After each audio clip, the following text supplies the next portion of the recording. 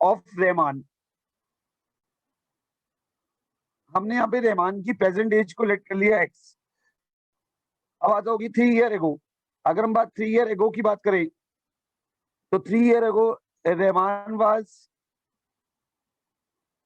x-3। और अगर हम बात करें आज से 5 साल बाद 5 ईयर फ्रॉम नाउ, तो रहमान विल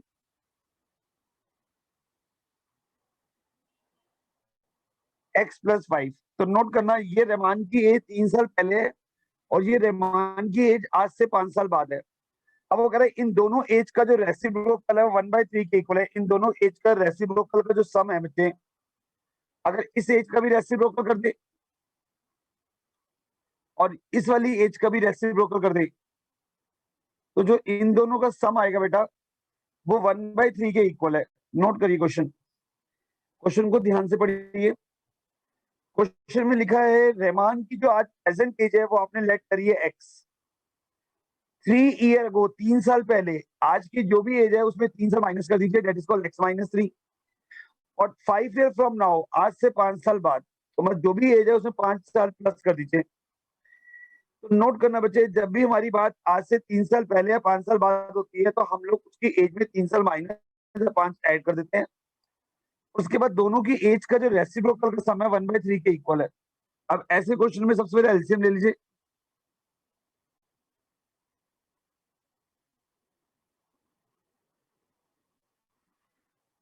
एलसीएम लेके सॉल्व करके क्वेश्चन आ गई। अब x और x 2x हो गया बेटा जी। 5 - 3 + 2। क्वाड्रेटिक इक्वेशन सॉल्व करोगे तो ये x² + 5x - 3x - 15।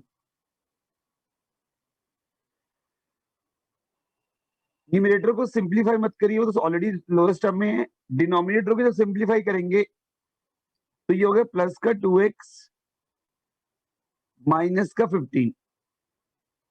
अब क्रॉस मल्टीप्लाई कर दीजिए बेटा।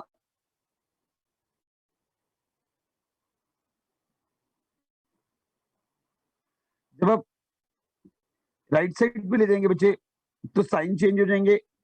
ये 6x माइनस का हो गया, 15 एज इट इज रहा, ये माइनस का 6 हो गया बेटा जी। तो फाइनली आप लोगों की क्वाड्रेटिक इक्वेशन आ गई। अब आपके अपनी कन्वीनियंट के अकॉर्डिंग सॉल्व करना है। अगर आपको लगता है कि मिडिल टर्म स्प्लिट हो रही है इजीली तो आप मिडिल टर्म स्प्लिट कर लो, नहीं तो फिर क्वाड्रेटिक फॉर्मूला अप्लाई कर दीजिए डिस्क्रिमिनेट मेथड वाला। तो आपको पता है कि मल्टीप्लाई करें 21 आए तो 3 × 7 फैक्टर आ गए, और प्लस माइनस करें तो माइनस का 4 आए। तो हम लोगों ने इसकी मिडिल टर्म स्प्लिट कर दी। First term as it is, last term as it is, इसको ब्रेक कर दिया। माइनस का 7x प्लस का 3x, यहां से x कॉमन आ गया, यहां से 3 कॉमन आ गया। अब हमारे पास दो फैक्टर आ गए बेटा, एक x+3 और एक x-7। इससे x की वैल्यू -3 आएगी क्योंकि एज नेगेटिव नहीं हो सकती, तो इसको इग्नोर कर दो। तो रहमान की प्रेजेंट एज आ गई 7 ईयर। नोट कर लीजिए बच्चे, तो प्रेजेंट एज ऑफ रहमान होगी 7 ईयर।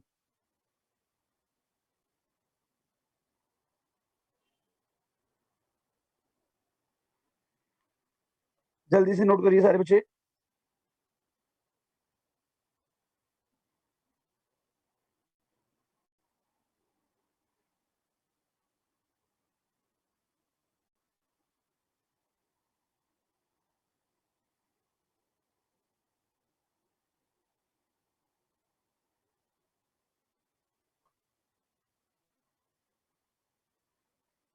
क्लियर हो गया सबको बेटा?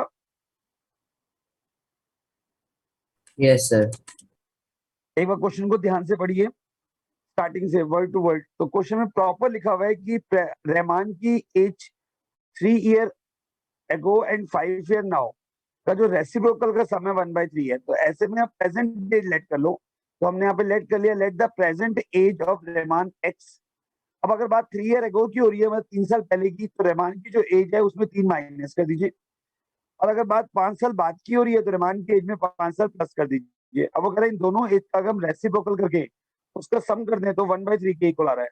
तो हमने दोनों की एज का रेसिप्रोकल करके सम किया तो ये आ गया 1/x - 3 1/x + 5 इक्वल टू 1/3। यहाँ लिख देना अकॉर्डिंग टू क्वेश्चन।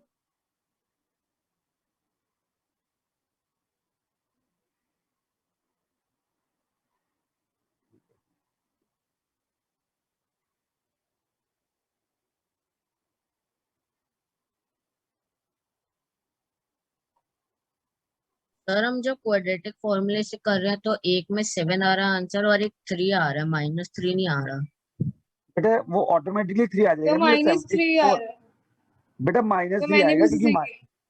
तो -3 से करोगे, वो आपने साइन गलती करी होगी, देखो ध्यान से। माइनस में एज कभी नहीं आती है, इसलिए आपको इग्नोर करना पड़ेगा उसको। और अगर x 7 लेके चलना पड़ेगा, x ही आपकी जाएगी, दोनों सेम आएगी। हो सकता है कैलकुलेशन में आपकी मिस्टेक हो, एक बार देख लीजिए। नेक्स्ट क्वेश्चन करिए बच्चे। यहाँ तक कंसेप्ट क्लियर है सबको? हाँ जी।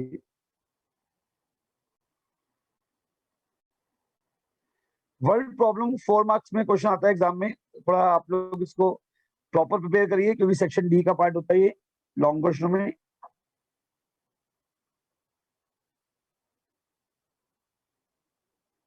Recording stopped. थोड़ा फास्ट करिए, जल्दी नोट, फिर नेक्स्ट करें। एनसीईआरटी की बुक लेके बैठना, ऐसा बिना -3 एनसीईआरटी। आ रहा है। हाँ वो आपने गलत की होगी कैलकुलेशन में, ठीक है बेटा। सारे बच्चे एनसीईआरटी की बुक जरूर लेके बैठना, बिना एनसीईआरटी बुक के क्वेश्चन तो समझ नहीं आएंगे वर्ल्ड प्रॉब्लम के।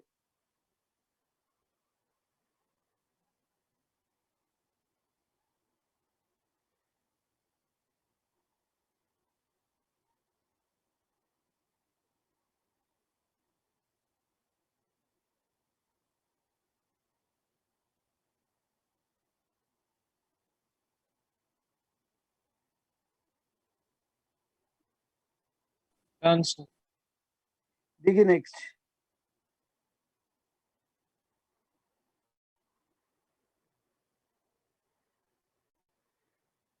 Question number 5। इसको मैं रब कर रहा हूँ, ध्यान से देखना बच्चे। Recording in progress. देखिए बेटा जी,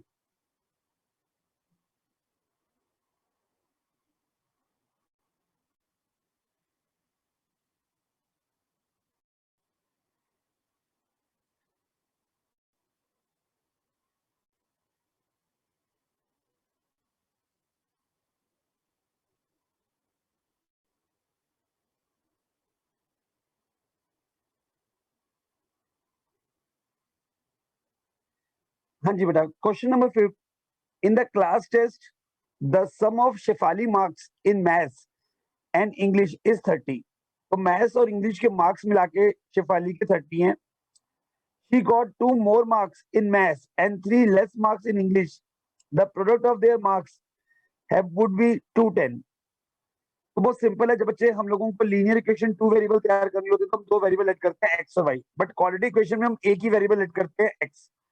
तो हम इसमें यहाँ पे एज्यूम करेंगे let the marks score by Shefali in maths. हमने एज्यूम कर लिया जो शेफाली ने मैथ्स स्कोर करे मैथ्स के अंदर बी x। तो let the marks score by Shefali in English 30 minus x, क्योंकि दोनों को मार्क्स मिला के 30 है। तो अगर दोनों के मार्क्स मिला के 30 है, मैथ्स प्लस इंग्लिश, तो यहाँ से इंग्लिश की वैल्यू आ गई 30 माइनस x। सबको समझ आ गया? तो अगर ये लीनियर इक्वेशन 2 वेरिएबल का होता तो हम यहाँ पे दो वेरिएबल ऐड करते हैं, मैथ्स के मार्क्स को x और इंग्लिश के मार्क्स को y। बट क्वाड्रेटिक इक्वेशन के अंदर हम बहुत सिंपली कर लेते हैं कि अगर मैथ्स के मार्क्स x हैं तो इंग्लिश के मार्क्स हो जाएंगे 30 माइनस x, क्योंकि दोनों का मिला के सम 30 है। अब हम क्वेश्चन के अकॉर्डिंग क्वेश्चन को चेंज करेंगे। क्वेश्चन में कह रहा है कि अगर she got 2 more marks in maths, अगर मैथ्स में 2 मार्क्स और ऐड कर दिए जाएं तो ये न्यू मैथ्स के मार्क्स हो गए x + 2 और न्यू इंग्लिश के मार्क्स की बात करें तो वो कह रहे हैं इंग्लिश के अंदर 3 मार्क्स को लेस कर दो, तो जितने भी मार्क्स थे पहले उसमें से 3 लेस कर दो, that is called 27 minus x. तो ये हो गए मैथ्स के स्कोर और ये हो गया इंग्लिश का स्कोर। अब वो कह रहे हैं इन दोनों का जो प्रोडक्ट है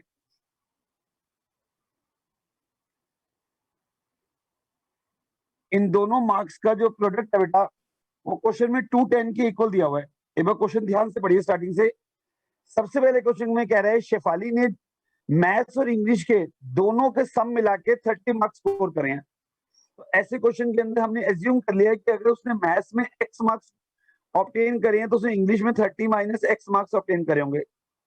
फिर आपको पता है कि अगर क्वेश्चन के अकॉर्डिंग मैथ्स में 2 मार्क्स इंक्रीज कर दिए जाएं और इंग्लिश में से 3 मार्क्स डिक्रीज कर दिए जाएं तो उन दोनों मार्क्स का जो प्रोडक्ट है वो 210 के इक्वल होता है। यहां तक क्लियर है? डाउट है बच्चे? यहां तक सब वो क्लियर हो गया? सर क्लियर है। बहुत सिंपल लैंग्वेज यूज कर रहा है कि सबसे पहले हमें 2 सब्जेक्ट के मार्क्स दिए हुए हैं, एक इंग्लिश और एक मैथ्स, जिनका सम 30 है। तो हमने प्रैक्टिकली एज्यूम कर लिया कि अगर मैथ्स के स्कोर एक्स है तो इंग्लिश के 30 माइनस एक्स हो गए। फिर उसके बाद क्वेश्चन में चेंजेस कर रहा है कि अगर 2 एडिशनल मार्क्स मैथ्स में ऑब्टेन हो जाए और इंग्लिश में 3 मार्क्स लेस हो जाए तो जो न्यू मार्क्स का जो प्रोडक्ट है वो 210 के इक्वल है। और ये हम नई क्वेश्चन तैयार करें, ये हो गया 27x minus x square plus 54 minus 2x equal to 210। यहां तक कोई डाउट तो नहीं किसी बच्चे को भी? हाँ बेटा, No, यहां sir. तक क्लियर है? अब ध्यान से देखना बच्चे, सबसे पहले आप लोगों ने क्वाड्रेटिक इक्वेशन बनानी है तो उसमें माइनस एक्स स्क्वायर को मत छोड़िए, प्लस का 27 माइनस का 2 प्लस का 25 प्लस का 54 माइनस का 210। आप लोगों की क्वाड्रेटिक इक्वेशन कंस्ट्रक्ट होगी।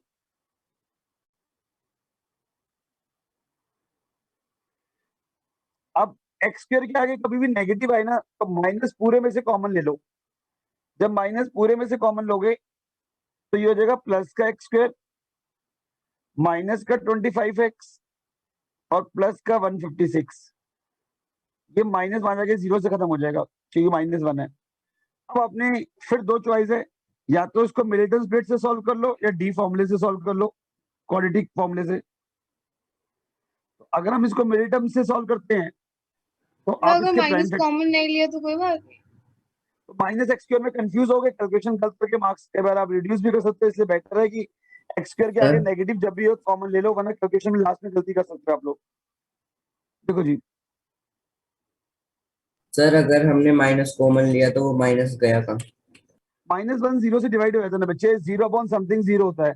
ये खाली माइनस नहीं ओके होता, ये सर। -1 बनाता है। -1 अपॉन 0 अपॉन -1 0 रहता है।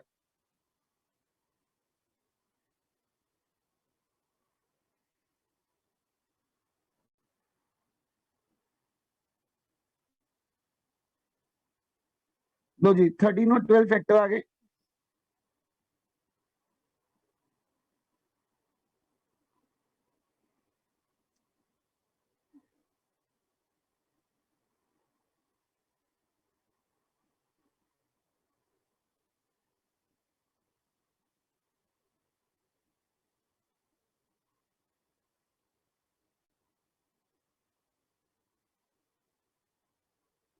अब x की आपकी 2 वैल्यू आई है, तो अगर हम ये एज्यूम करेंगे कि मैथ्स में उसके 12 मार्क्स आए हैं तो इंग्लिश में उसके 18 मार्क्स एज्यूम करके चलोगे, 30 माइनस 12। और सेकंड केस लेके चलोगे कि अगर उसके 13 मार्क्स आते हैं मैथ्स में तो इंग्लिश में 17 आएंगे। नोट करना है, इसमें 2 ऑप्शन आ रही हैं, 12 18 और 13 17, दोनों ऑप्शन लेके चलेंगे आप लोग। क्लियर हो गए बच्चे?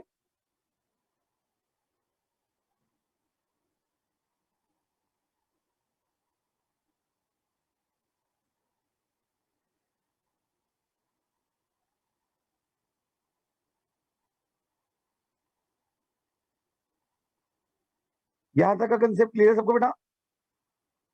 तो यस ये सर। लास्ट में आंसर लिख Yes, देना, दोनों पॉसिबिलिटी कि इधर Shifali score 12 marks in mathematics and 18 in English, और 13 मैथ्स एंड 17 इंग्लिश, हम दोनों ऑप्शन को छोड़ेंगे बेटा जी। Recording stopped.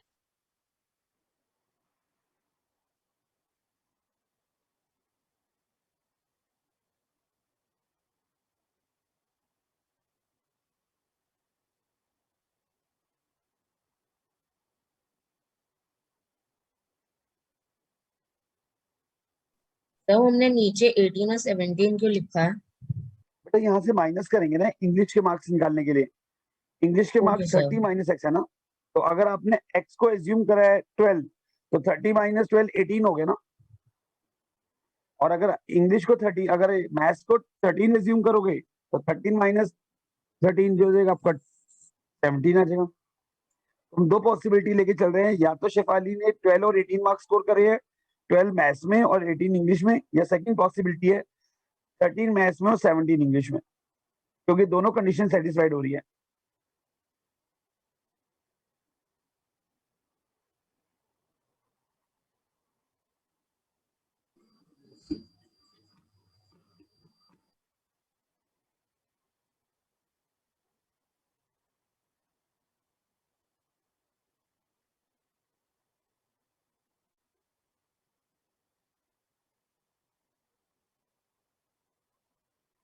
कोई डाउट किसी को? वमिका, तनिष्का, तानिश, अगर वर्ल्ड प्रॉब्लम में दोनों क्वेश्चन में कोई डाउट है तो क्लियर कर सकते हो।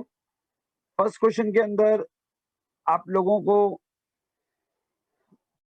प्रोडक्ट ऑफ एज दिया हुआ था, और इस वाले क्वेश्चन में मार्क्स दिए हुए इंग्लिश और मैथ्स के। तो कोई भी स्टूडेंट इनको फर्स्ट टू क्वेश्चन में कोई डाउट है दोबारा क्लियर कर लीजिए, वरना फिर हम नेक्स्ट क्वेश्चन स्टार्ट करते हैं। आशिता, गुलदास, सबको क्लियर? हाँ जी, जल्दी जल्दी नोट करिए। रीत, कंसेप्ट क्लियर हो गया था जो लास्ट ईयर रिकॉर्डिंग भेजी थी? यस सर, क्लियर है। डिस्क्रिमिनेट कंसेप्ट क्लियर था, डी क्या होता है सारा? Yes sir. गुड। तो जल्दी से सारे बच्चे नोट डाउन करिए बेटा। चलिए साहिल मैं रब कर दूंगा अगर आपने नोट कर लिया। साहिल, यस साहिल सर। थोड़ा फास्ट करो बच्चे। चलिए जी, क्वेश्चन नंबर 6 देखिए। अब बेटा क्वेश्चन नंबर 6 सारे बच्चे पढ़िए जब तक मैं रब कर रहा हूँ।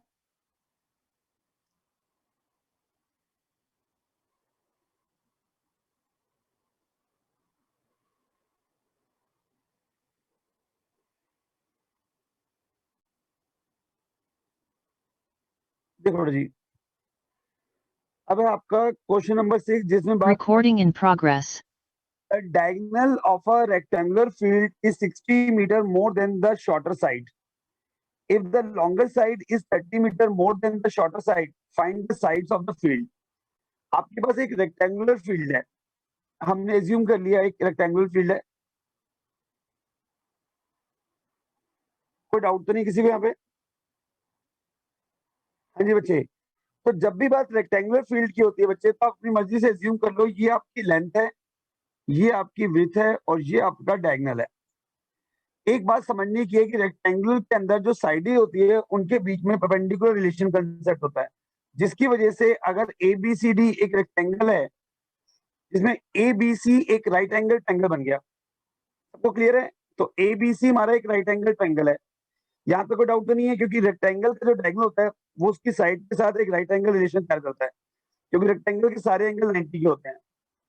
अब हम एज्यूम कर लेते हैं कि कोई भी एक साइड को शॉर्टर साइड, तो मैंने एज्यूम कर लिया कि ये मेरी शॉर्टर साइड है और शॉर्टर साइड को लेट कर लो x। क्वेश्चन में लिखा था diagonal of rectangle is 60 more than the shorter side. Shorter side x है तो 60 प्लस x हो गया, and the longer side 30 more than the shorter side, और जो लॉन्गर साइड है वो 30 more than the shorter side है। उसका मतलब जो हमारी ये वाली साइड है वो शॉर्टर साइड से 30 ज्यादा है, और जो डायगोनल है वो 60 ज्यादा है। यह बात क्लियर होगी सबको? तो सबसे पहले ऐसे क्वेश्चनों को हमें लेट करना पड़ता है शॉर्टर साइड के साथ। तो let the shorter side of rectangle be x। यहां पे हमने शॉर्टर साइड को x एज्यूम कर लिया। तो जब आपकी शॉर्टर साइड आपको पता एज्यूम कर ली है तो आपकी डायगोनल और लॉन्गर साइड निकल जाएगी। तो ऐसे में डायगोनल हो गया, diagonal of a rectangle 60 more than the shorter side, तो ये हो गया 60, ये हो गया मोर देन, ये हो गया शॉर्टर साइड। और जो हमारी लार्जर साइड है, कोई भी एक साइड को लार्जर मान लो, तो लार्जर साइड होगी हमारी of rectangle 30 more than the shorter side, 30 more than the shorter side. सबको तीनों साइडों की डायमेंशन समझ आ गई। तो इस क्वेश्चन में जो रेक्टेंगुलर फील्ड है उसके अंदर डायगोनल हमें 60 मोर देन शॉर्टर साइड दिया हुआ है, और जो थर्ड साइड है वो आपको 30 more than the shorter side दिया है। इसमें हमने शॉर्टर साइड को लेट कर लिया x। अब आप सबको पता है कि in a right angle ABC by using the Pythagoras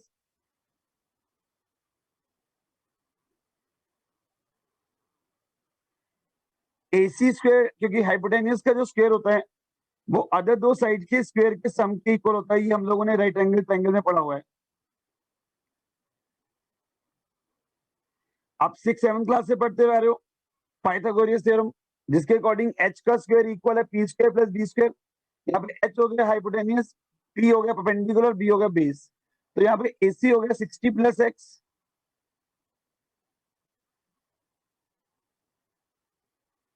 AB हो गया 30 प्लस x,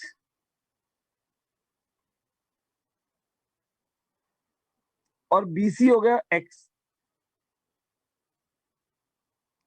अब बच्चे जब भी a प्लस बी का होल स्क्वायर की फॉर्म आती है तो बच्चे गलतियां कर देते हैं, खाली इन दोनों का स्क्वायर खोल देते हैं। आपको पूरा a प्लस बी का होल स्क्वायर की आइडेंटिटी खोलनी है। तो ये हो गया a square plus b square plus 2ab। Same ये आइडेंटिटी यहाँ भी अप्लाई करनी है, a square plus b square plus 2ab, और ये x square as it is. अब बच्चे जब हम इसको सिंप्लीफाई करेंगे तो 60 का स्क्वायर 3600 होता है, x स्क्वायर का x square as it is, और ये हो गया 120x। ये 900 plus x square plus 60x plus x square. अब ये वाला x स्क्वायर बना के कैंसिल हो जाएगा। अब सारी टर्म को यहां ले जाओ, ये x स्क्वायर यहीं पे रहेगा, ये प्लस का 60x माइनस का 120x, ये प्लस का 900, ये माइनस का 3600। तो आप लोगों का फाइनली क्वाड्रेटिक इक्वेशन कंस्ट्रक्ट होगी x square minus 60x minus का 2700। अब जब भी इतनी बड़ी टर्म आ जाए तो मिडिल टर्म स्प्लिट करते समय बड़ा आसान तरीका होता है, इसकी 2 जीरो भूल जाओ और इसकी 1 जीरो भूल जाओ। ऐसी कोई टर्म बताओ जिसको मल्टीप्लाई करे 27 आए और प्लस माइनस करो 6 आए। तो कैलकुलेशन को आसान करने का तरीका होता है कि यहाँ पे 2 जीरो है, यहाँ पे 1 जीरो, यहाँ 4 जीरो है तो यहाँ पे 2 जीरो, तो इनको इग्नोर कर दो। अभी 2 जीरो 1 जीरो को भूल जाओ। ऐसी कोई टर्म बताओ जिनको मल्टीप्लाई करें 27 आए, उन्हीं को प्लस करें या माइनस करें तो 6 आए। तो 9 थ्री 27, 9 में से 3 गए 6, को डाउट तो नहीं किसी को? तो आप लोगों का फैक्टर मिल गया 9 और 3। अब 9 और 3 को 90 और 30 में कन्वर्ट कर दो। समझ आया बच्चे?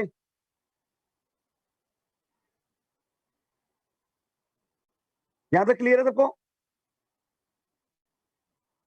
Yes sir. अब हम इसके मिडिल टर्म स्प्लिट करेंगे, माइनस का 90x प्लस का 30x, x कॉमन आ गया, 30 कॉमन आ गया।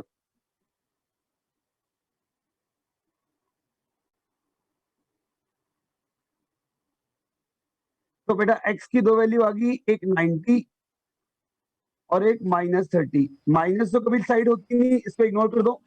तो अज्यूम करेंगे the shorter side of a rectangle is 90। जल्दी से, सर राइट में ऊपर दिख नहीं रहा लाइट तो वैसे। अभी सब दिख जाएगा।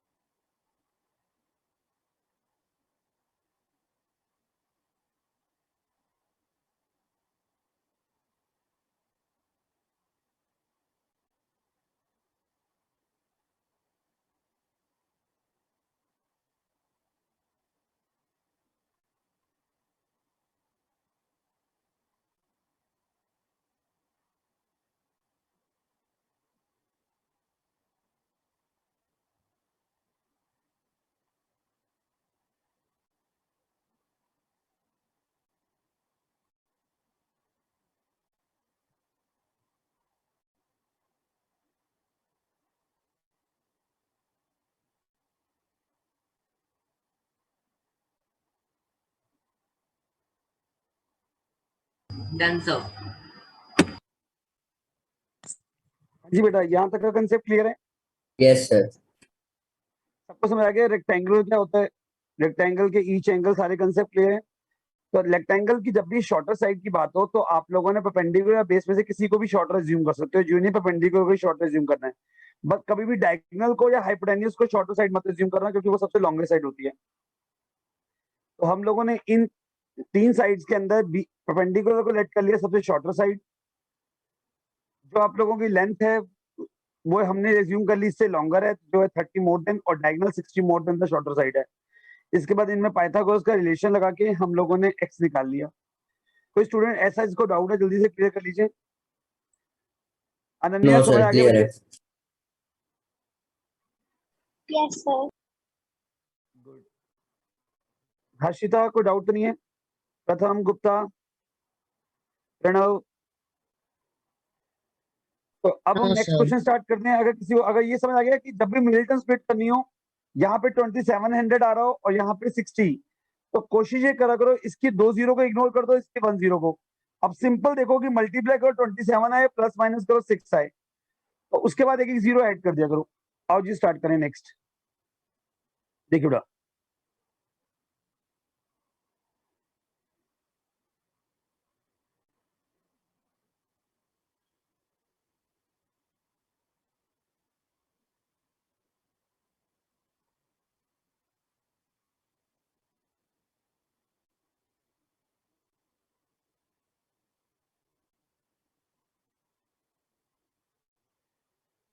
देखो जी, question number, next question very important है, क्वेश्चन नंबर 8। एग्जाम में सबसे ज्यादा रिपीट इसी टाइप के क्वेश्चन होते हैं,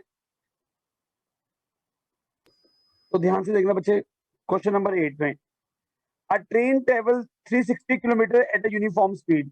तो मैंने कहा था ऐसे क्वेश्चन जिसमें एक ट्रेन ने एक सर्टेन डिस्टेंस ट्रेवल करना है एक यूनिफॉर्म स्पीड पे, तो वहां पे लेट कर लो, let the uniform speed of a train X. अब क्वेश्चन में स्पेसिफाई कर रहा है कि if the speed had been 5 kilometre more, तो जो चेंज स्पीड हुई है बच्चे, उसमें आपकी पहले से स्पीड जो है वो 5 किलोमीटर इंक्रीज हो गई है, ये न्यू स्पीड है। ऐसे क्वेश्चन में आपको डिस्टेंस गिवन है जो आपने ट्रेवल करना है, वो है 360 किलोमीटर, और आप में जो टाइम में चेंज आया है वो आप अपने शेड्यूल टाइम से 1 आवर लेस पहुंचे हो।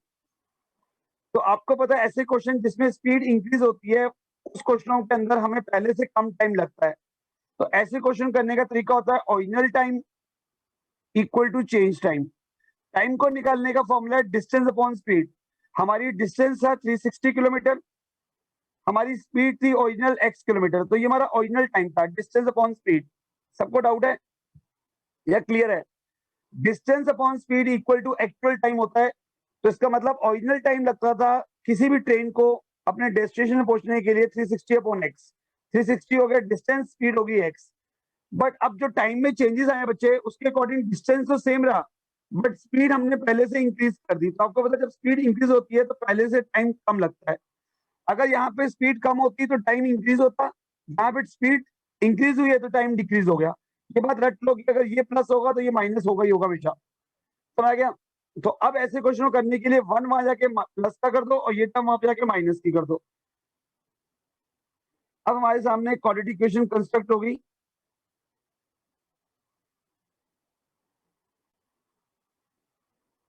इसका एलसीएम लेंगे,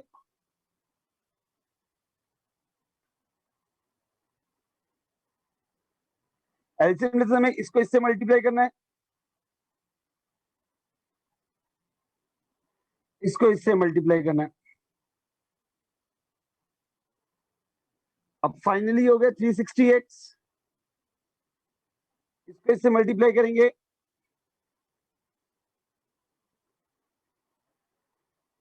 1800 minus 360x whole upon x square plus 5x। ये दोनों कैंसिल हो गए,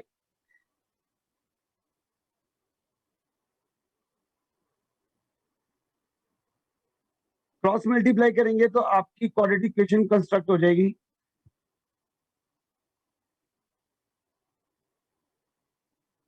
अब फिर आपके पास दो चॉइस हैं, चाहे तो उसको डी फॉर्मूले से कर लो या मिल्टन स्प्लिट कर लो। पहले यहां तक नोट करिए, अब हम इसके मिल्टन स्प्लिट करते हैं। 1800 के प्राइम फैक्टर निकालते हैं।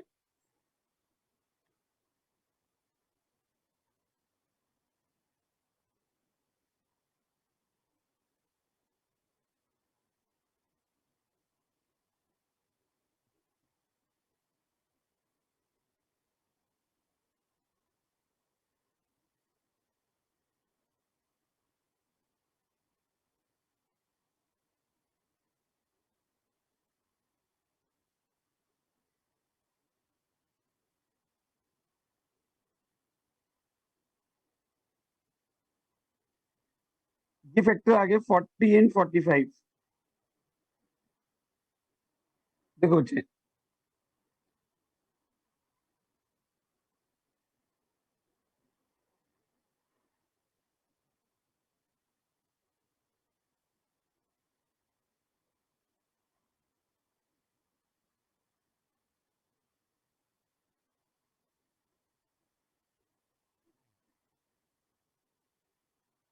हाँ जी 40 एंड 45। लो जी, अब आपके प्राइम फैक्टर बन गए x square plus 45x minus का 40x माइनस का 1800। अगर आपको मिल्टन स्प्लिट करने में प्रॉब्लम आ रही हो तो आप उसको क्वाड्रेटिक फॉर्मूले से भी सॉल्व कर सकते हैं, डी फॉर्मूले से। अब यहाँ पे x प्लस 45 एक फैक्टर हो गया, माइनस 40 कॉमन लिया, x प्लस 45, तुम्हारे पास आ गया x माइनस 40 और x प्लस 45। स्पीड कभी नेगेटिव नहीं होती, तो आपकी दो स्पीड आ रही है, एक प्लस की 40 किलोमीटर पर आवर और एक आ रही है माइनस की 45 किलोमीटर पर आवर। तो माइनस तो कभी स्पीड होती नहीं, तो इसको इग्नोर कर दो। इसका मतलब ओरिजिनल स्पीड होगी हमारी ट्रेन की 40 किलोमीटर पर आवर। क्वेश्चन बहुत इंपॉर्टेंट है, पहले इसको एक एक करके समझिए, कोई जल्दबाजी नहीं करना, क्योंकि क्वेश्चन एग्जाम में बहुत बार रिपीट होता है ये वाला। तो सबसे पहले आपने लेट करना है uniform speed of train x, उसके बाद चेंज स्पीड, या तो स्पीड इंक्रीज होगी या तो स्पीड डिक्रीज होगी, उसके बाद ओरिजिनल डिस्टेंस और ओरिजिनल टाइम में जो चेंज आया है। तो ऐसे क्वेश्चन करने का तरीका होता है original time equal to change time. Time निकालने का फॉर्मूला डिस्टेंस अपॉन स्पीड। तो हमारा डिस्टेंस तो 360 किलोमीटर है, बट हमारी स्पीड एक्स थी, यहाँ पे स्पीड में चेंज हो गया। स्पीड अगर 5 किलोमीटर इंक्रीज होती है तो टाइम पहले से कम लगता है। एक्स वाले सेपरेट कर लिए, कांस्टेंट सेपरेट करके क्वाड्रेटिक फॉर्म बना ली। जल्दी जल्दी नोट करिए सारे बच्चे।